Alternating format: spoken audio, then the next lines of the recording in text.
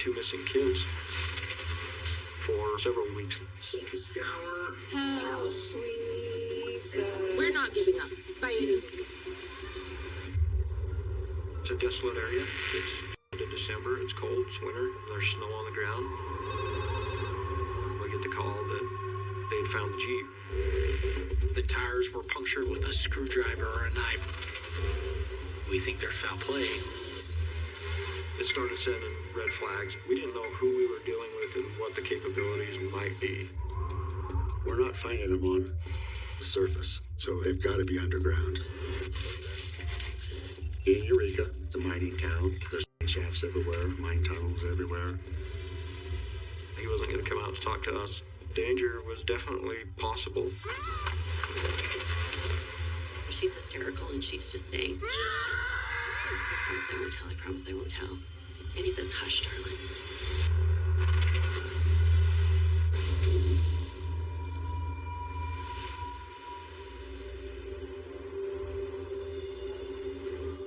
The East Tintic Mountains are located more northwest Judd County. The mountains are very steep, rugged, rocky, tough to get around. In Judd County, there's sagebrush, cedar trees, a few pine trees, pinyon pines. It's open, dry, airy desert, and it gets really cold in the winter. It was a boom town, mining area. There was several towns that aren't there anymore, just up and disappeared. There's thousands of mine shafts out through western Utah. You could be riding a four-wheeler off through the sagebrush and away you go. You're going down. In March of 2018, a flurry of law enforcement activity surrounds Tintic Standard Mine Number 2. Rescuers work to recover 2 bodies from the cavernous abyss.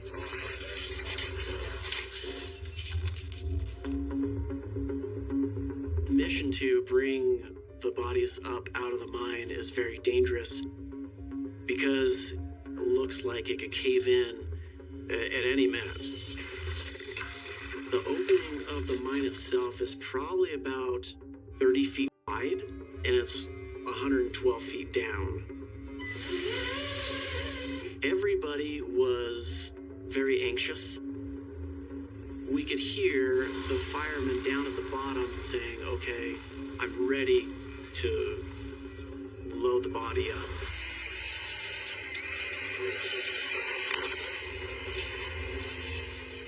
Once the bodies were brought up and they were examined, you can clearly see that their hands are tied behind their back.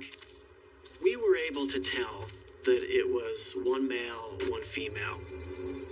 The bodies were pretty well preserved because bodies do not decompose as fast in colder weather. On the female body, we saw that the throat was cut. A pretty wide open gash was present. And with the male, we could see some wounds around the neck. These two just didn't stumble into an open mine shaft. The kids were down there for months. It was cold. It had snowed. That shaft is so deep. What happened to this couple? And how did they end up buried in the snow at the bottom of a mine shaft?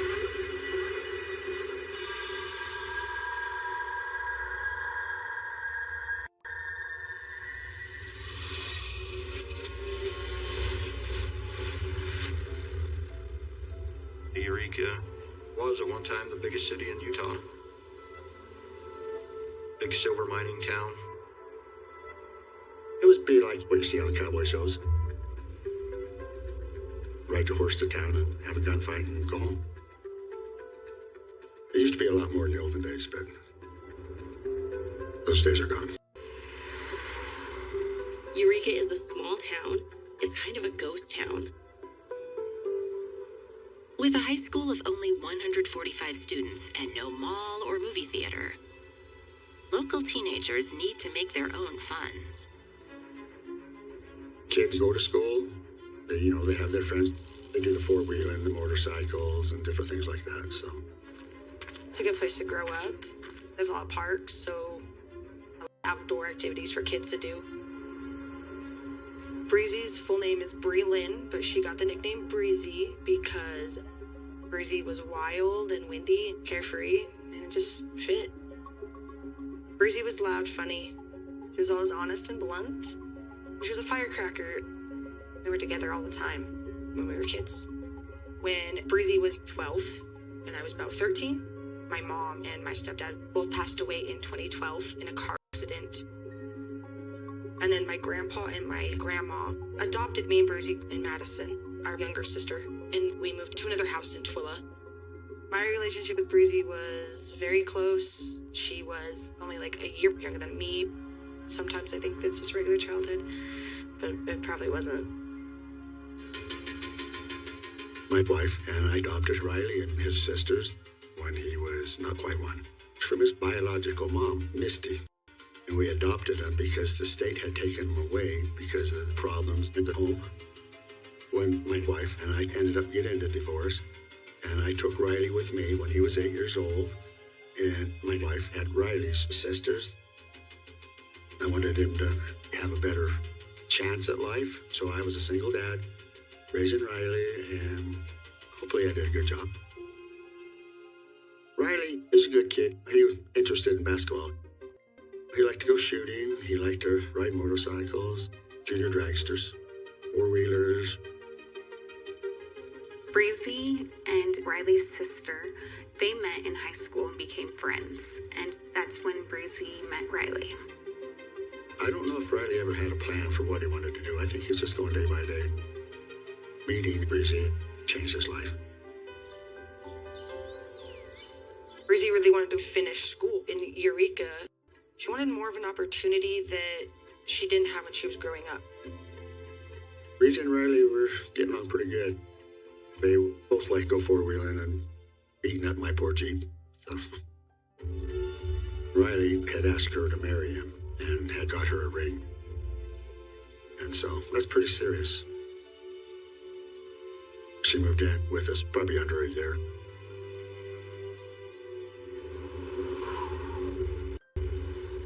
It's Christmas season 2017. And 17-year-old Breezy and 18-year-old Riley make the rounds visiting family. They spent Christmas with Riley's family in Eureka. And then they went to Twilla to stay with my sister Jamie. I did see her on the 27th in Twilla, Utah. I'd given her a blanket that I had made. She told me that she was going back to Eureka and then getting things ready for the new year. And then we said goodbye.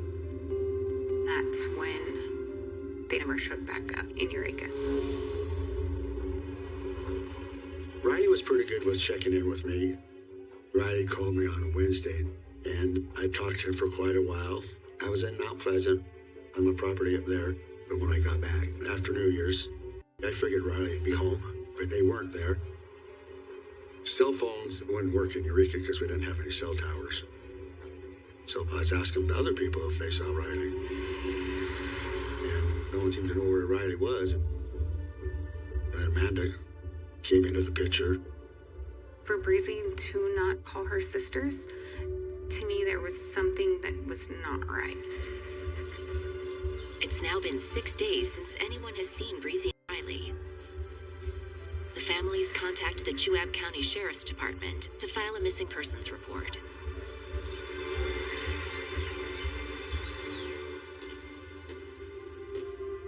Bill was very concerned. You could tell that he cared about them and wanted to make sure that they were safe.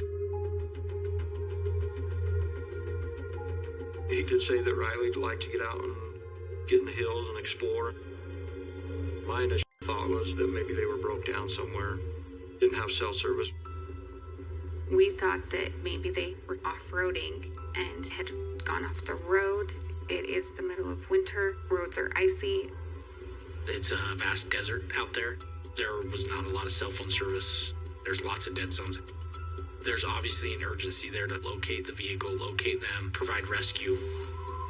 If they crashed and were trapped in the vehicle that time of year in December, out there, way below freezing, there's definitely a concern for their survival. We heard a rumor about one kid who wanted to kill Riley and throw him in a mine shaft. There's over 800 mine shafts in Juab County. We brought in a team of cadaver dogs.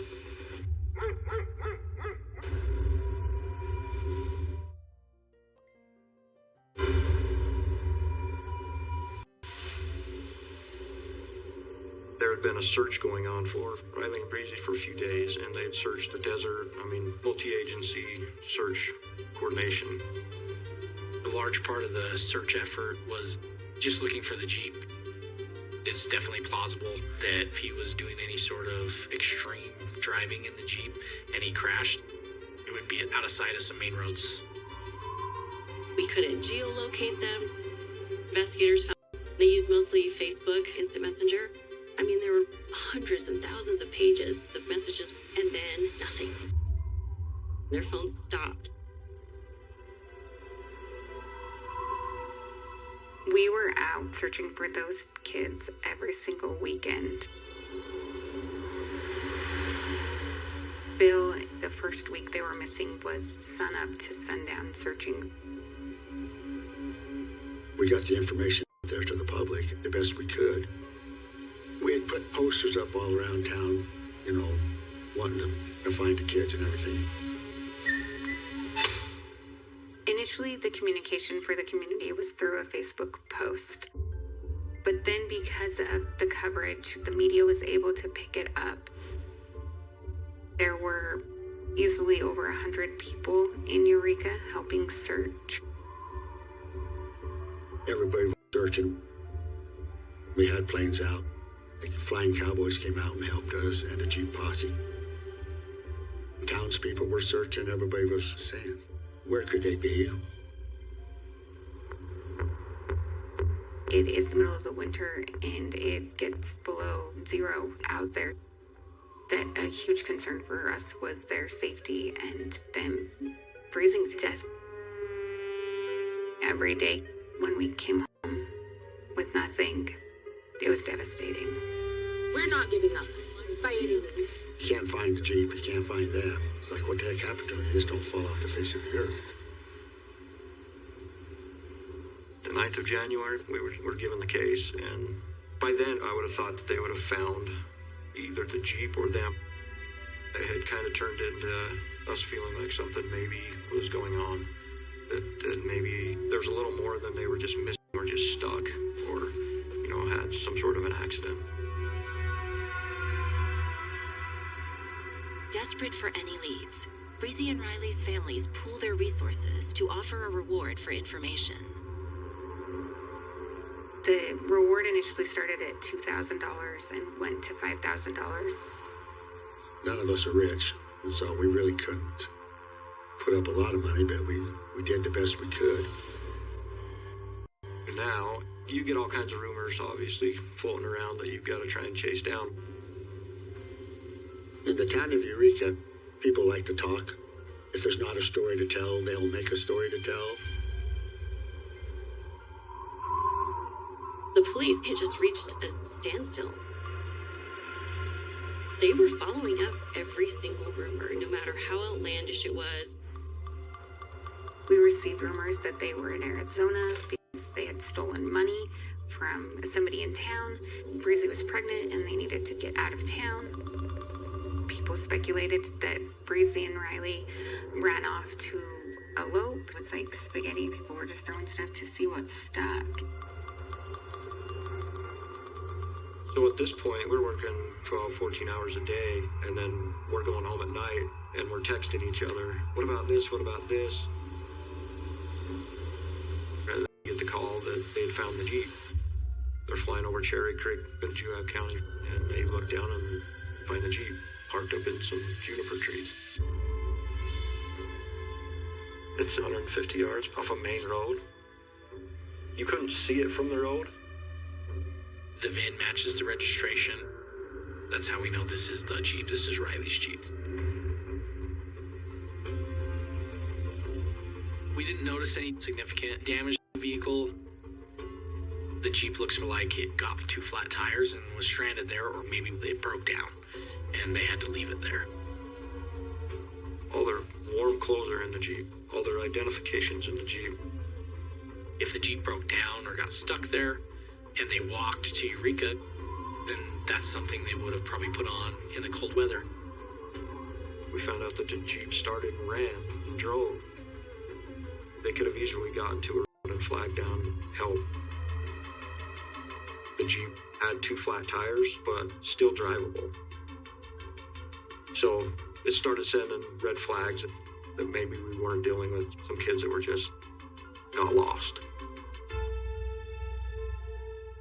And then the Jeep had a tie-down strap on the driver's side rear axle, like somebody tied it down to a trailer. We started theorizing about why does it have a tie-down? Did someone drive out there and drop it off? The passenger side tires were deflated. It's odd to get 2 flat tires at the same time. When we're processing the Jeep, we discover the tires were punctured with probably a tool of some type, possibly a screwdriver or a knife.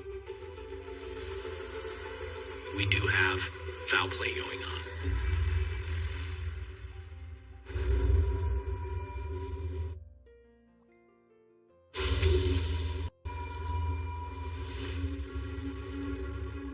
It's been 16 days since anyone has seen or heard from teenagers Breezy Otteson and Riley Powell. The discovery of their Jeep in the remote mountains of Juab County has detectives and family fearing foul play. The day we found the Jeep, we have at least a starting point.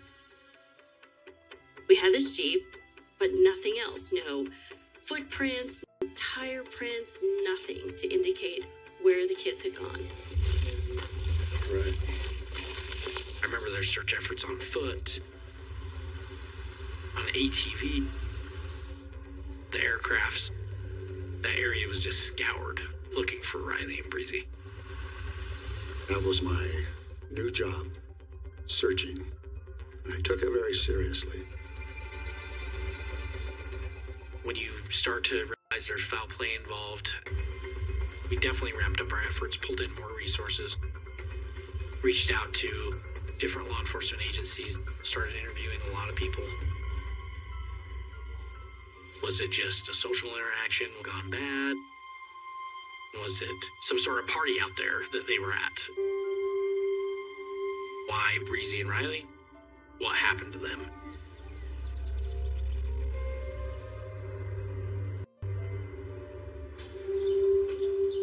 We were kicking over every rock. We were running down every tip that came in. We would still follow up on it in hopes that it would lead us to locating Riley and Breezy.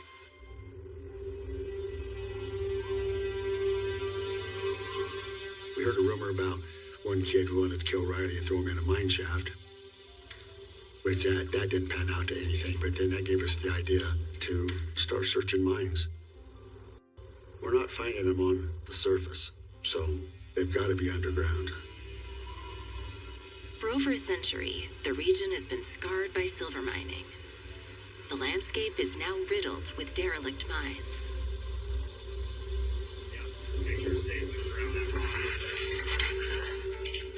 There was so much community involvement in helping search for the kids.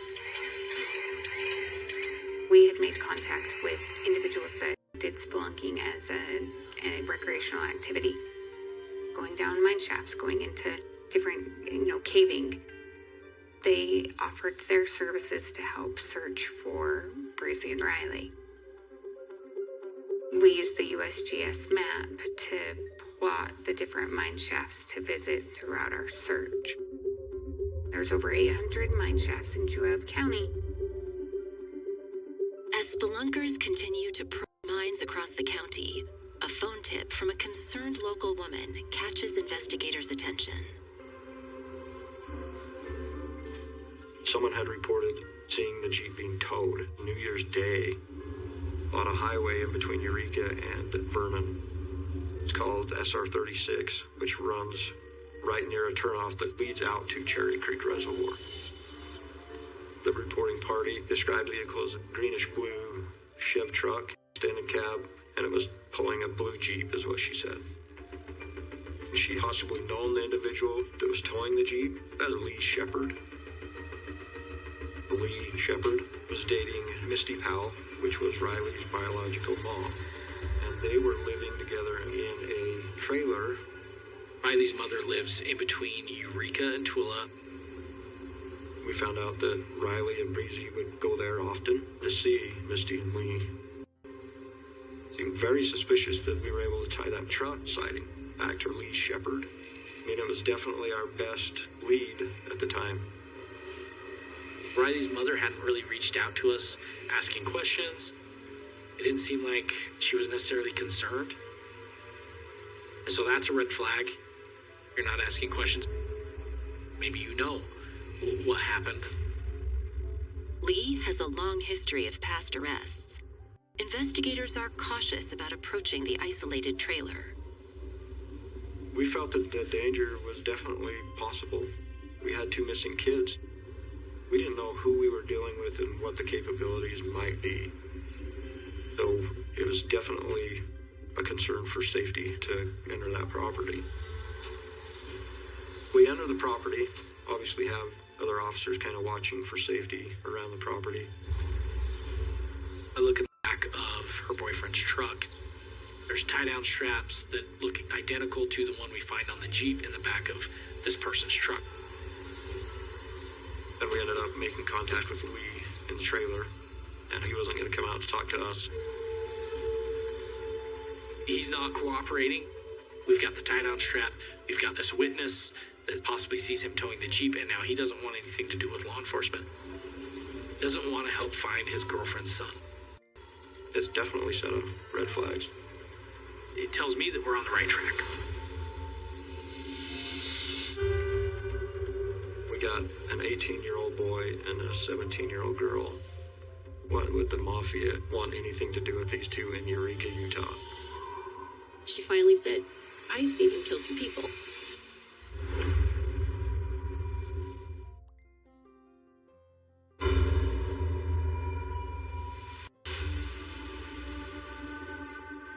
In the search for Breezy and Riley, a tip has brought investigators to the door of Riley's biological mother, Misty Powell. But her boyfriend, Lee Shepard, isn't cooperating. We asked Lee to come with us, and he refused. Adamantly refused that he wasn't going to come to the sheriff's office and answer some questions. Misty finally agreed to come with us, so we took her to Tooele County Sheriff's Office and conducted an interview. During the interview, we did find out that Riley and Breezy had stopped by the house before New Year's Eve, and Lee and Misty were with them. They all traveled into Tooele, and there had been an argument of some sort that Riley had gotten in with Lee. So we were thinking maybe there was a possibility that an argument had gotten out of control, and that's why Lee wasn't coming in to talk to us.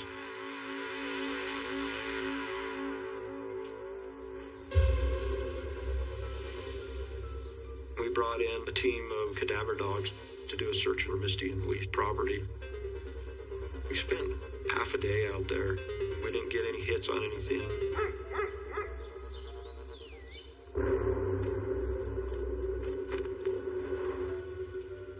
Lee finally began to cooperate with us and came in for an interview. We learned it's not Riley's Jeep that was being towed on the trailer. It was a relative's vehicle that had broken down. We ended up finding that vehicle. It was a Nissan pickup truck with a shell. Could be mistaken for a Jeep. Obviously, there was a lot of suspicious things that happened and coincidental things that happened with Lee, but it didn't put anything to put them at the scene to corroborate that. It was just dead end after dead end after dead end. We were able to essentially rule them out of any foul play that was involved. We requested Riley's bank records. And the last transaction we saw was at a 7-Eleven on December 29th, where he purchased gas. Nothing unusual. I looked at Breezy's bank statements, but there was no activity. We got warrants for their Facebook records, and the last Facebook message was from a girl, Morgan Lewis. According to the message, they were on their way to go meet Morgan on the night of December 29th. Morgan Lewis lives with her boyfriend, Jared Baum, in nearby Mammoth. We initially asked Morgan, "What are you hearing?" Morgan said she didn't know who Riley was and didn't know Breezy. And then we confront her with Facebook information. You're the last person that they've talked to. What's going on? But body language was very big with Morgan. I could see her getting nervous. She had a bracelet. She just kept playing with it. And then it turns out Riley and I have known each other for a little while.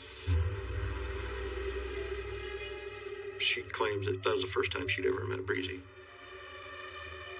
Every time Morgan would say something, I noticed she would look at Jared, maybe look for his approval of what she had said. And then we talked to Jared. And he also then admits that he had met Riley one time. And that was the time that Morgan had introduced him. And then he starts telling us about, well, I heard some cartel members did it. And they're probably in a landfill somewhere. I'm thinking, okay, we got an 18-year-old boy and a 17-year-old girl. What would the mafia and the cartel want anything to do with these two in Eureka, Utah? This interaction we just had with Morgan Henderson and Jared Baum is highly suspicious. We know from Facebook, Riley's plan was to go meet Morgan, and Morgan just admitted that they came there. So what happened to them? They were not telling the truth about knowing Riley and Breezy. It was very suspicious, but we didn't have any hard evidence. And so we kept following up on leads, phone calls, anything we could to try and get information. We're putting a ton of time and effort. It's our life. Late nights, weekends. Then, nearly 3 months later, a chance traffic stop in a nearby county presents an opportunity. I get a call. Part-time deputy on duty. He ends up stopping Morgan. He sees some large weapons in the car. A firearm, large, machete-type weapons, and he arrests her.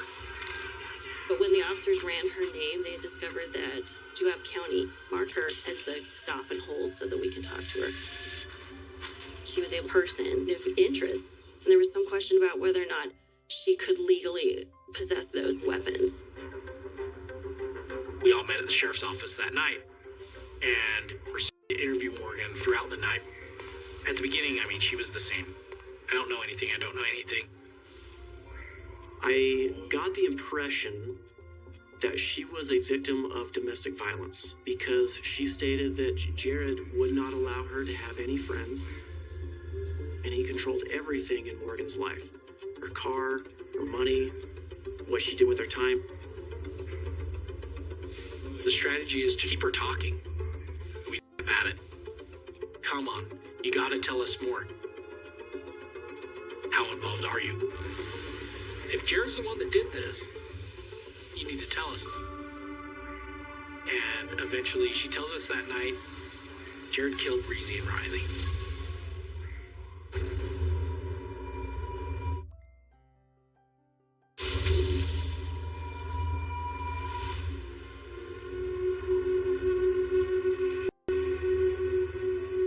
When Morgan finally tells us that Jared told her he killed Riley and Breezy, we were just re-energized back into the case. Now our hopes are high that we're going to solve it. Morgan is held for further questioning, while investigators attempt to locate Jared for another interview. They're surprised to find him in jail on an unrelated offense. I asked him flat out, did you have anything to do with it, Jared? Did you have anything to do with these guys going missing? And he's like, no, I didn't.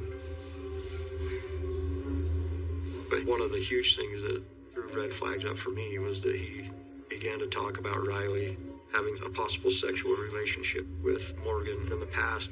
I just remember thinking, wow, you know a lot about Riley for not knowing Riley. At that point, we keep interviewing Morgan. We knew we would have to prove the truthfulness of what she was saying because she was untruthful in the beginning. So she tells us about their cell phones and how they're in this sludge barrel. And she agreed to take us out to that sludge barrel. This barrel is located just to the east of Jared's residence in walking distance. So she leads us there and she says this is where he's kept the phones. It is a metal burn barrel that has gathered like water into it and turned the contents of it into a sludge. We find lengths of rope, 2 sheaths to a knife. We find garbage bags, and we find a few broken cell phones.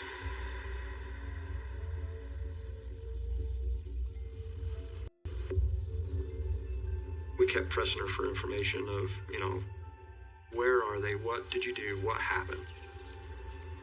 Morgan isn't talking, and the team heads back to the station.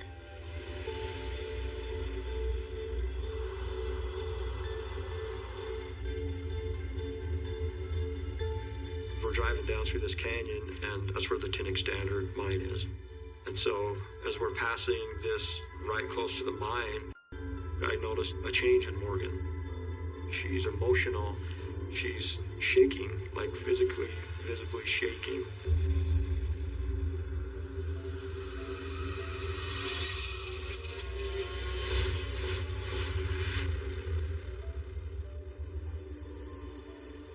The Tintic Standard number 2 mine is about a half a mile away from Jared's house.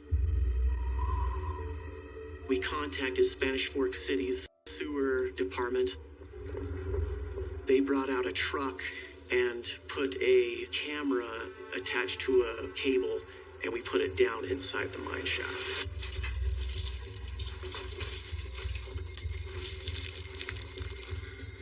I remember standing outside of the truck, and I heard one of my lieutenants shout, "I found him, I found him."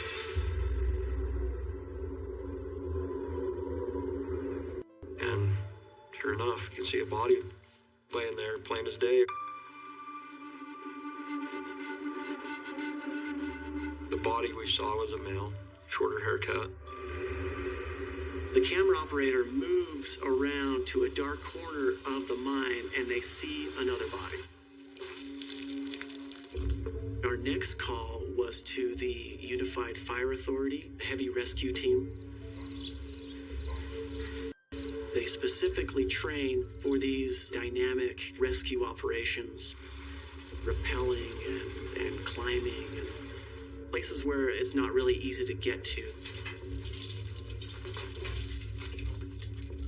And so the first person had to rappel down.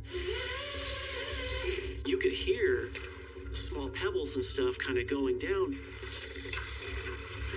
The second person just dropped him straight down the hole, so he didn't have to touch the sides at all.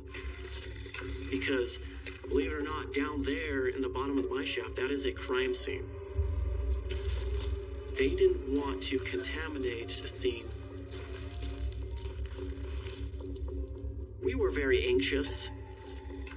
We could hear the firemen saying, "Okay, I'm ready to load the body up." They lifted the wire basket to retrieve the bodies from the bottom.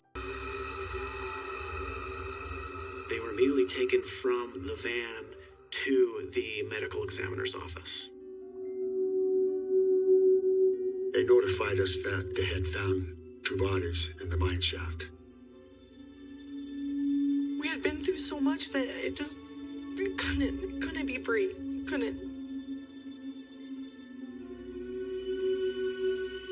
We were heartbroken. As much as we knew in our hearts that they were in a mine shaft, it was the last thing that we wanted. To know it was true. At autopsy, the bodies are officially identified as Breezy Otteson and Riley Powell.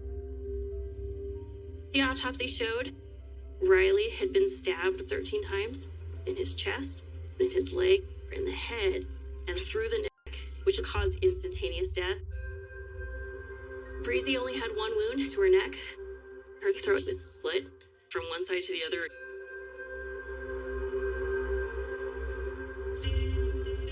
Once we discovered the condition of the bodies, we knew that Morgan obviously hasn't told us the full story, and we had a lot of questions.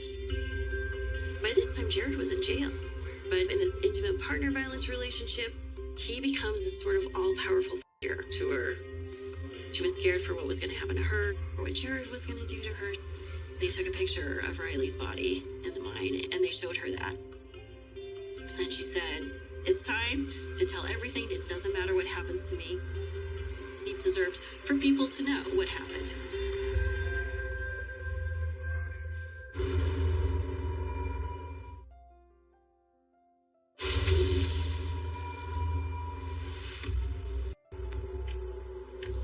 Still in custody, Morgan Lewis agrees to tell investigators what happened the night of Breezy and Riley's murders.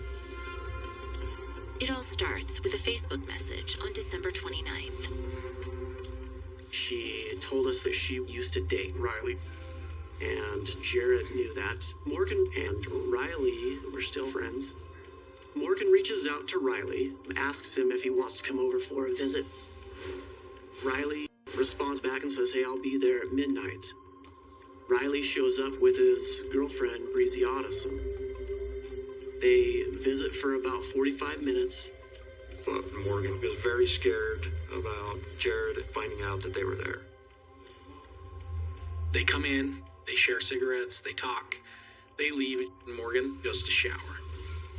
Morgan leaves the bathroom, goes back into her bedroom, and that's when Jared barges in the door. He said, "I told you that no one was supposed to be at the house." Grabbed her phone and then looked through her text messages. They go outside, and Riley and Breezy are bound and gagged in the back of Riley's Jeep. And they drive to the Tintic Standard No. 2 mine. Jared is saying, "Hey, it's okay.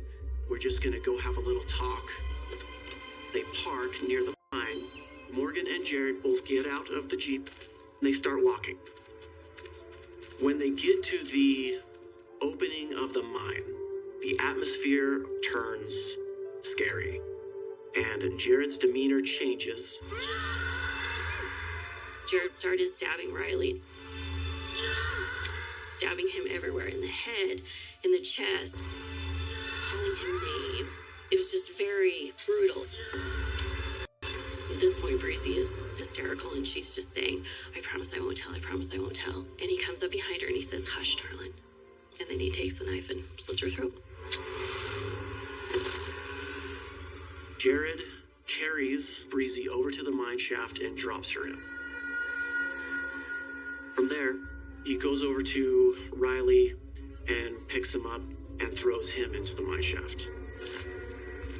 Morgan is hysterical at this point.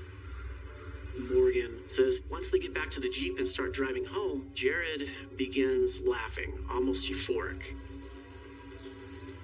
When they get back to the house, they have to dispose of Riley's Jeep. He instructs Morgan to get in the driver's seat. Now Morgan breaks down again.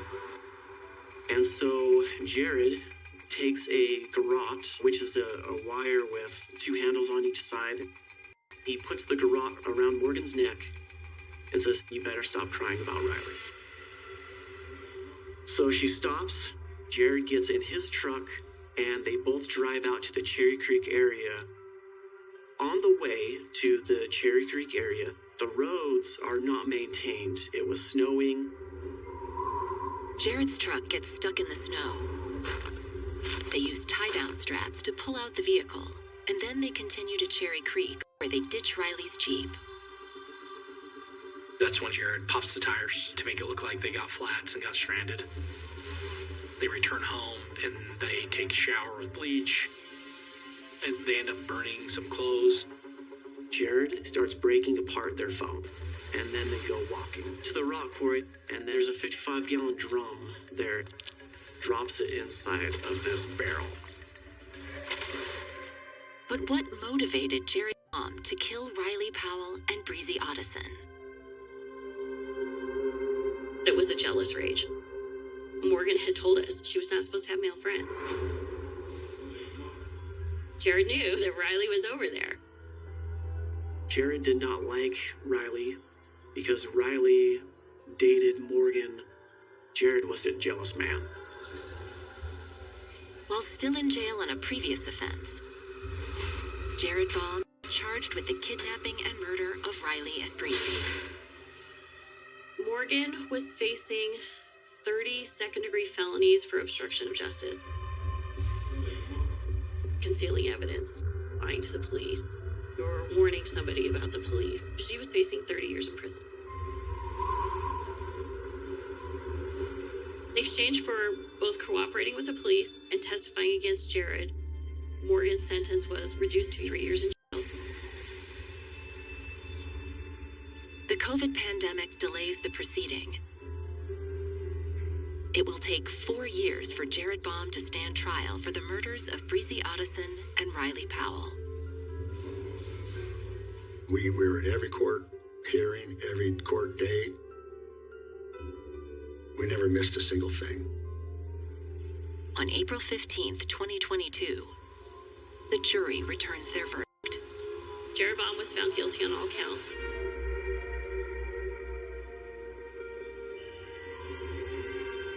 Evil doesn't win, love wins.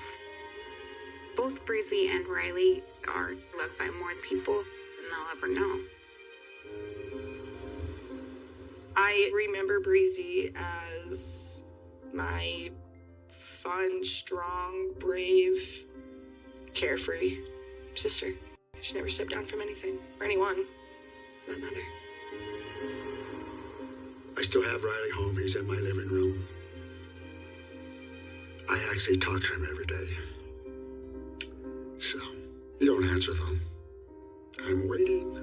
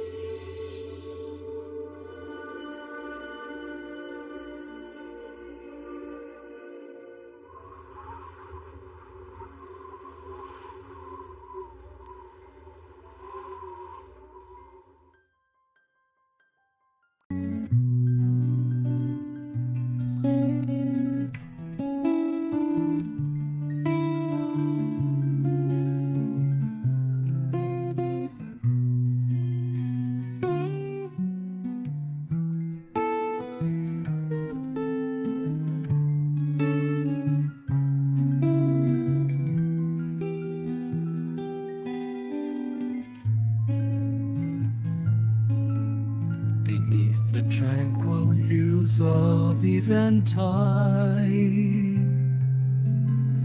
where gentle breezes softly abide, perfect peace is known forevermore.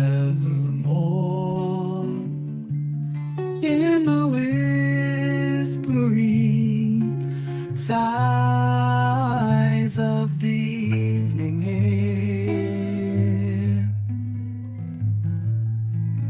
I sense your presence.